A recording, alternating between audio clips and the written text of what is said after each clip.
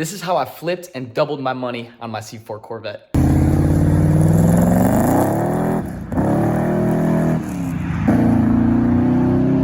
There's gonna be a cost breakdown at the end of this video, so make sure to watch the whole way through if you're interested. And yeah, let's go ahead and get this story started back at the beginning when I first got the car. All right, guys, here we go. There she is, absolute beauty. It's a 1988 C4 Chevrolet Corvette. It's got the 4+3 manual transmission. I think it's time for a little cinematic. Professionals, cover your eyes. Yeah, professionals, cover your eyes is right. This is like the worst cinematic I've ever seen. Anyway, so guys, this is it. This is the C4 project car that I purchased for $4,000. Now, it was actually listed on Craigslist for $5,000. And my dad and I, we went to the house and we ended up driving the car and we negotiated it down to $4,000. And, you know, I was pretty ecstatic at the time. I was 18 years old.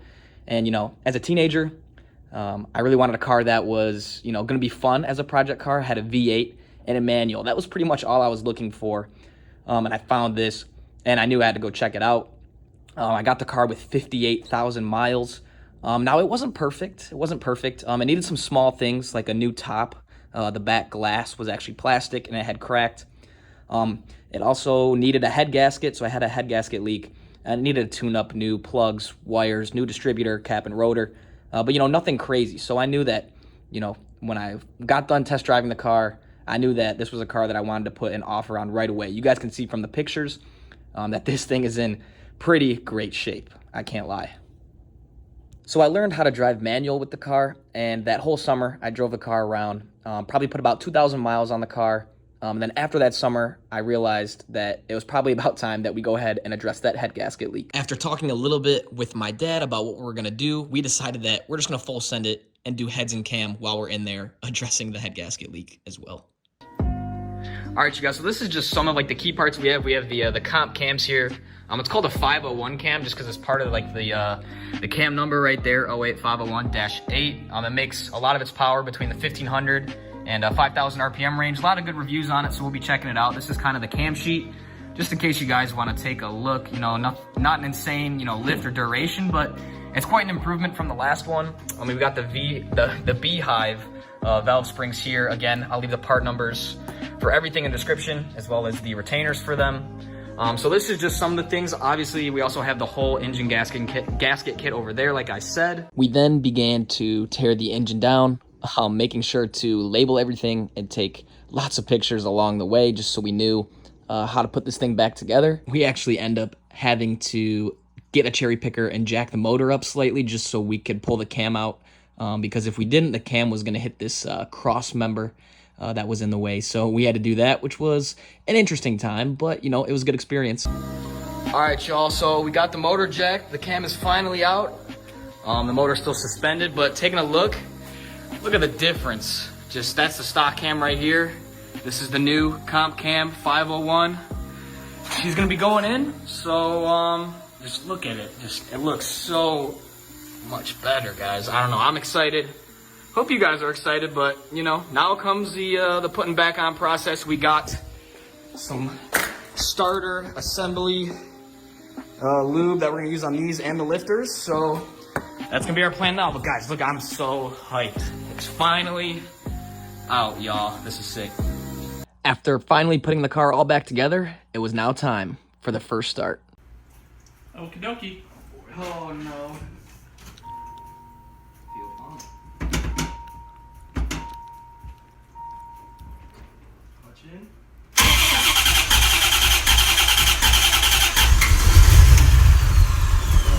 Give it gas! Oh shoot.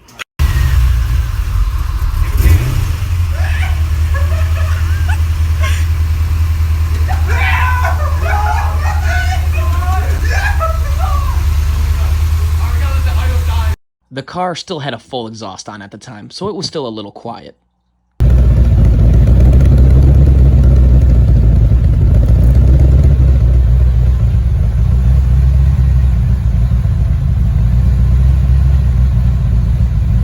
Look, I know the sound was pretty underwhelming, kind of pathetic, so I got right to work and ordered a straight pipe catless exhaust and installed that bad boy right away. But you guys haven't seen the exhaust yet, so my dad and I just laid it out here, and you guys can see catless mid pipes, and we have the coming to an off-road H pipe here, and then these just fit over all the way straight back.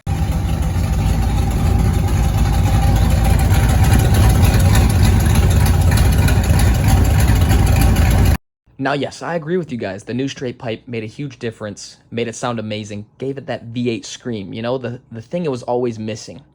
But it just so happened to be a little too loud, so we went ahead and had some MagnaFlow mufflers welded on, and this is the result. I think you guys will be very pleased with it. I know I was.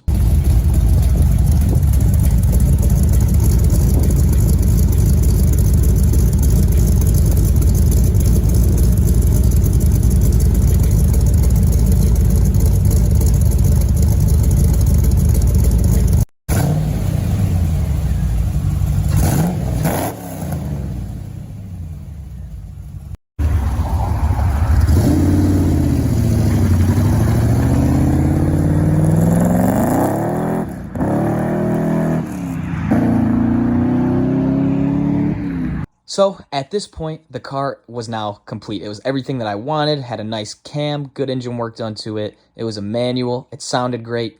And I drove it for about a year after this point, and just enjoyed it, you know, had a great time, went to a lot of car shows with my dad and I. My dad's got a C5, and at the time, you know, just had the C4, and put some good miles on the car. And then I started looking around to see the prices of C4s, and very quickly I realized that I could pretty much double my money if I was to list it.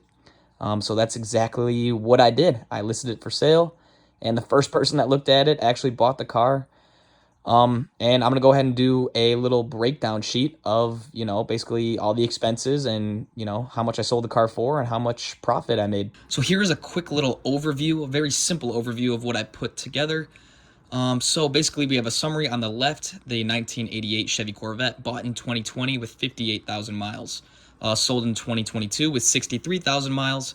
So I got to enjoy it for 5,000 miles is what that adds up to. So looking in the middle, you guys can see I bought it at $4,000. Looking at the parts, so camshaft, retainers, valve springs, master gasket kit, plugs, wires, cap and rotor, and the straight piped exhaust, etc. Some other small miscellaneous parts. Looking at my receipts, came out to about $1,500, which isn't bad with all things considered. The parts were pretty cheap, which was a pleasant surprise, and the straight piped exhaust wasn't really anything fancy or special. I think I got that for like $200 off Marketplace, so that worked out. Labor, zero. We did all the work in our garage, had a lot of fun. If you are new to the channel, go ahead and check out all the videos. We have documented most of the stuff, if not everything, so go ahead and check them all out. So for a grand total, we're in the red for $5,500 for my head cam C4 Corvette, which is a great deal. And then so coming over to the far right, sold some extra parts that came with the car on Facebook Marketplace. The stock mufflers, that car actually came with some extra wheels and tires that were pretty good condition. That I did not want to reuse, so I sold those. Also like the stock radio and some other small miscellaneous parts. And that came out to about $1,300. And then I actually ended up selling the car. I listed it for $9,000. I got $8,100. Like I said, I could have got maybe a little bit more, but $8,100 I was happy with it. So a total of $9,400 total in the green. And then I guess so the profit subtracting the $9,400 from the $5,500. So in a total of 2 years, I drove the car, had a lot of fun, put 5,000 miles on it, made lots of endless memories with my dad and my buddy building the car in my garage, profited $3,900. So, you know, from the initial bought price from the initial bought price from $4,000 to the profit of $3,900. You could see that, almost doubled my money there while enjoying the car, learning how to drive manual on it. It was just a perfect experience. And you guys got to remember that, when I bought this car, it wasn't intended to be a flip. It just turned out that way. So yeah, let me know if you have any questions in the comment section down below. Guys, I think the biggest takeaway from the C4 project was all the memories that I made with my dad. Whether it was from him teaching me how to drive manual for the first time, or him teaching me how to tear down my first engine and put it back together with my buddy Nick. You know, those memories are really, you know, invaluable, I guess you could say. And that car will always hold a special place in our hearts. And between me and you guys, I've been trying to persuade the old man to let us get another project car, like a 60s or 70s muscle car. I think that'd be really cool. He's kind of on the fence about it, so if that's something you guys want to see, tell us in the comment section, you know. I think we can persuade him to get one, you know. So I just think that'd be so much fun, and it would just be more endless memories, and it would just be a good time, you know, just us in the garage. I think the biggest regret I had with the C4, looking back at the videos, because I was going through all the footage for this video, we didn't really show us like physically turning the wrenches and just like doing like the nitty gritty stuff. So I think that's something I would change in the future. But yeah, I hope you guys enjoyed this video. If you did, I appreciate it. If you didn't, let us know why in the comment section down below. And yeah, I appreciate you all watching. Thank you. Peace out, y'all.